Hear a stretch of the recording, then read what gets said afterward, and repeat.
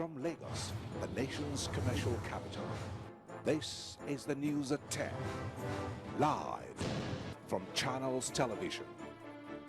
Reported tonight, W.H.O.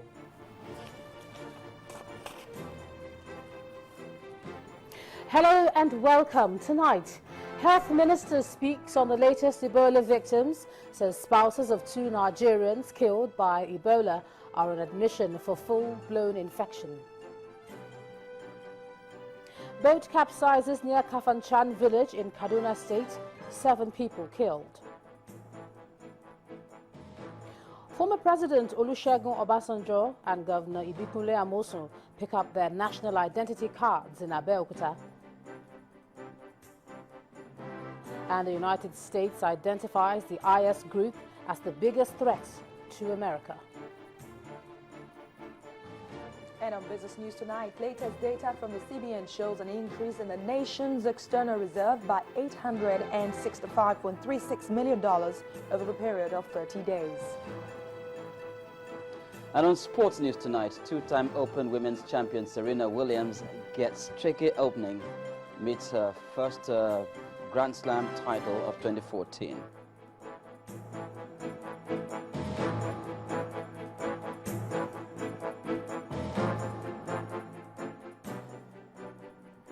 The nation is yet again faced with the reality of the deadly Ebola virus disease, with 2 new cases confirmed by the Minister of Health, Professor W.H.O today. The minister said that the recorded cases are the first secondary contacts of the index case. The 2 patients are spouses of the primary contacts of the Liberian American, Patrick Sawyer.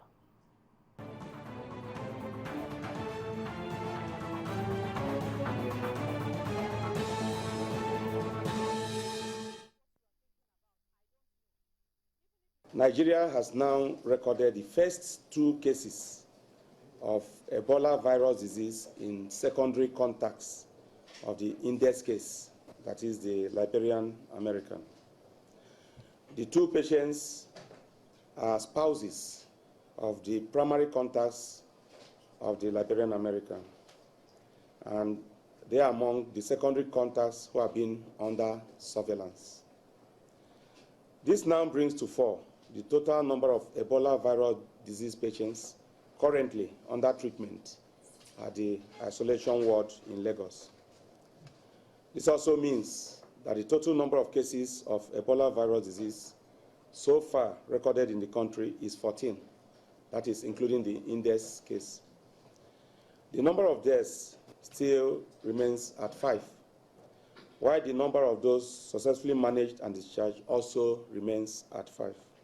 The federal government, working with the Lagos state government and other partners, will continue to maintain vigilance, continue to strengthen our containment activities, and wishes to reassure the Nigerian public and the global community that efforts will not relent until the very last case of the Ebola virus disease is seen in Nigeria.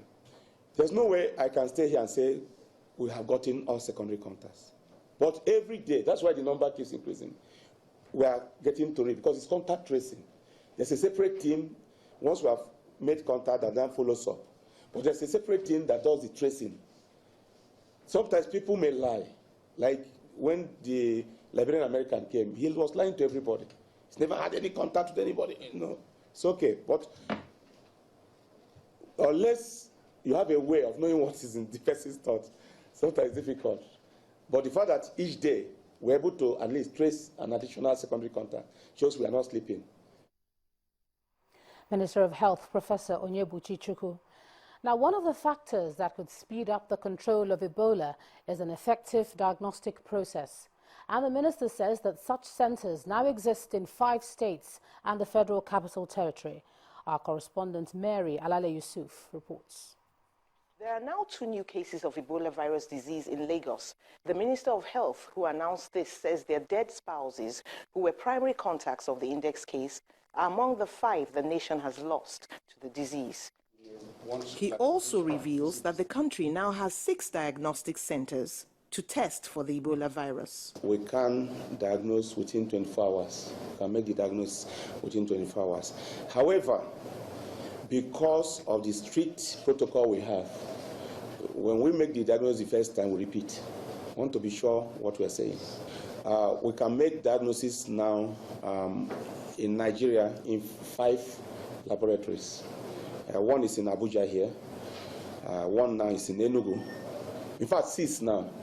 Abuja, Lagos, Enugu, Ogun State, the one belonging to Redeemer University, that's Ogun State, and then UCH Ibadan. 6, Irwa is in Edo State. And some good news from the Commissioner for Health in Enugu State, Dr. W.H.O, who discloses that the nurse infected with the Ebola virus, who fled to the state but was later taken back to Lagos, has made full recovery. He also says that all 6 contacts of the nurse are under surveillance. We are also have traced the contacts of the person who returned to Lagos, and as we speak, the lady happily was a good cheering news for us in Enugu State. The lady has been discharged, so she may have tested positive initially, but she tested negative consistently, and the husband, they've all been discharged. Akwa Ibom State has no reported case of Ebola, but nothing is being left to chance at the government house, Uyo, as members of staff are subjected to compulsory screening with an infrared thermometer before being let in. We don't want it to spread. For now, it is, we know that it is at Lagos. We don't want it to get to other parts of Nigeria. That is why we are cautious going about this thing now. Okay. At least this device is infrared thermometer to detect the body temperature of a person. You know, the one cardinal symptom of this Ebola is high fever. The test is to be repeated for each member of staff after 10 days. The Minister of Health has assured the nation that 213 secondary contacts are under surveillance while contact tracing continues. Mary Alale Yusuf, Channels Television News. In the meantime, the president of the Nigerian Academy of Science and a virologist, Professor Oyewale Tomori, has been speaking on the threat that the Ebola virus disease poses to human life. He says for now there's very little information about the disease, and so this may have heightened fears about its treatment in the country. Professor Tomori also dismissed claims of some scientists that a vaccine with the capacity to cure Ebola has been produced. Yeah, I think, first of all, Ebola is a very severe and very, if I use the word horrendous disease, it's a disease which spreads panic in people who have it. And where it has occurred, it has created a lot of panic, and for special reasons, because the mortality rate is very high. The first time it occurred, almost 90% of those who had it died. And so with that kind of situation, you get worried. So panic, yeah, it should be, but then ideally when you look at the disease, where proper health systems are in place, it's not that everybody who gets it die. A lot of people still survive Ebola. What do you know about the drug nanosilver? That's again, that's part of the panic that comes in. Nanosilver, as most people have shown, is more like a disinfectant. In parts of the US, they actually use it as a pesticide. So when issues like this come up, you have people, all sorts of charlatans coming up with different things. We've had stories about the drug in cola. It has been tested maybe in the lab, but definitely not in human beings. So there was this, both at the government level, there was this need to rush to finding a quick solution. And I think without the scientific evidence, I think it's a wrong step. And I'm glad that we didn't get ourselves involved in using nanosilver in this country. Now, if you'd like to see the full interview with the professor, please watch View from the Top with Modele Sharafa Yusuf next Friday at 8:30 p.m. on our terrestrial transmission and on Monday at 2:30 p.m. on our digital platform.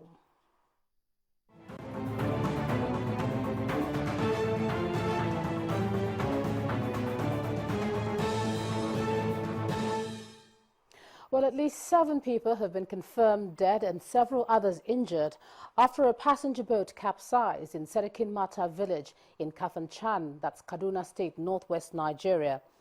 The Executive Secretary of Kaduna State Emergency Management Agency, Mr. Ishaku Makama, confirmed the incident to Channels Television in a telephone interview and said the cause of the mishap is yet to be determined. However, an eyewitness said the boat conveying the passengers, mainly peasant farmers, developed a fault midway and sank in the river. The incident comes as a 7-year-old girl has been confirmed dead following floods triggered by heavy downpour, also in Kafanchan and Chikun local government areas, destroying over 100 houses and farmlands. The situation was said to have been compounded by a collapsed bridge that blocked water channels in the area.